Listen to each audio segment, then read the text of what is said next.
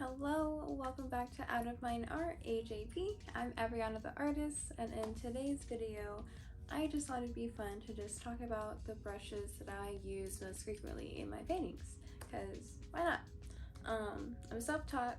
I don't have any professional training, so I may not know the names of all the things, but I can do my best to explain. So yeah.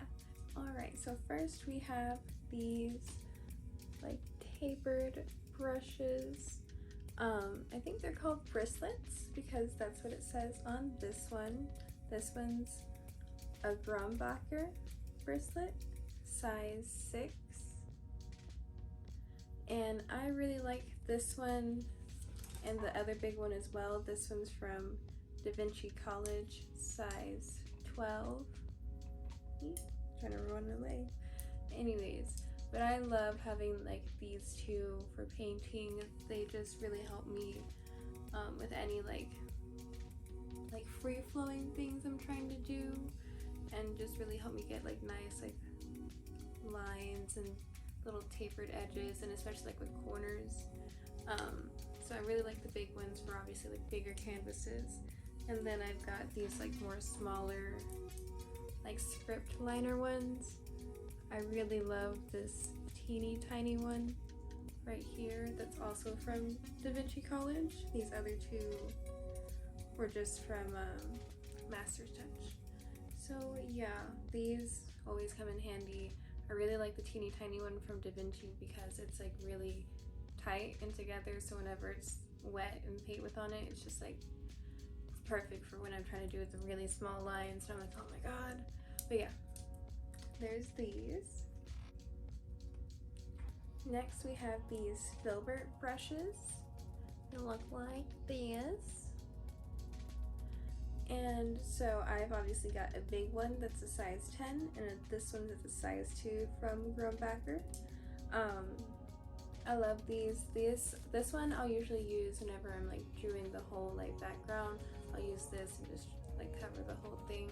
I don't have any really wide brushes, but this works just fine for me because really the biggest canvases I've really done are 22 by 18s, I think. I've got a big one right now that I'm about to work on, but I don't know how big it is. And then this one is also nice for just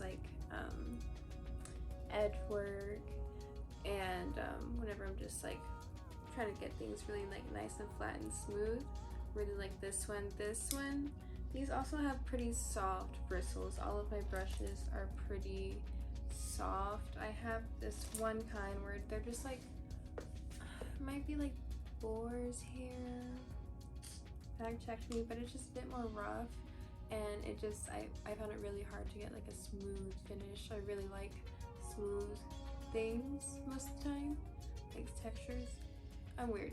Anyways, I love these a lot. I learned something. So this one, its shape is called a round. And these next ones, their shapes are called, this one's a bright. It's short and square and flat. Wait, yep. And then this one is called a flat. That's long and rectangular. So, because I noticed they all said bristle on there. I'm like, well, that means the other one's obviously not bristle.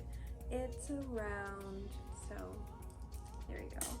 But anyways, this one, the flat one, I actually use a lot.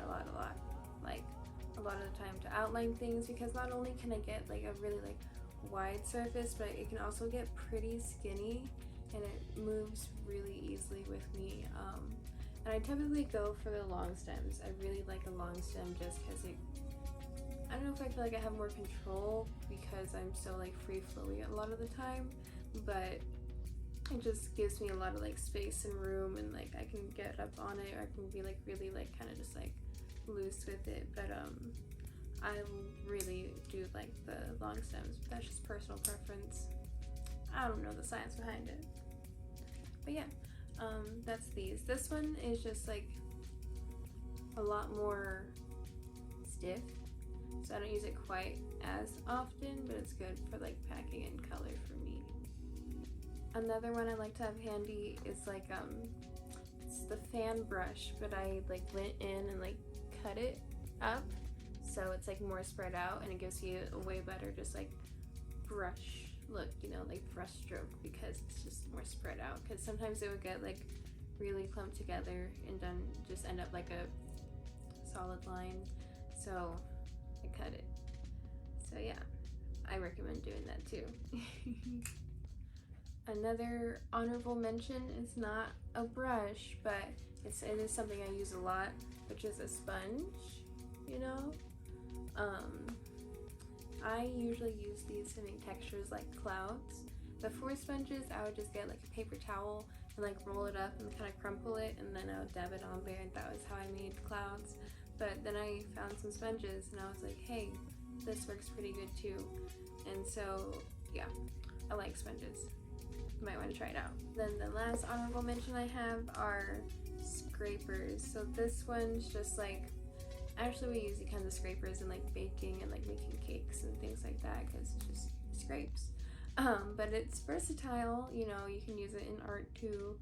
And then I have this other one that's got a jagged bottom, and I really like this one too. This, I want to get more scrapes that have like different shapes, because it came really in handy. I'm just like adding like different, I say I'm all about textures. I like adding different textures for like smooth textures.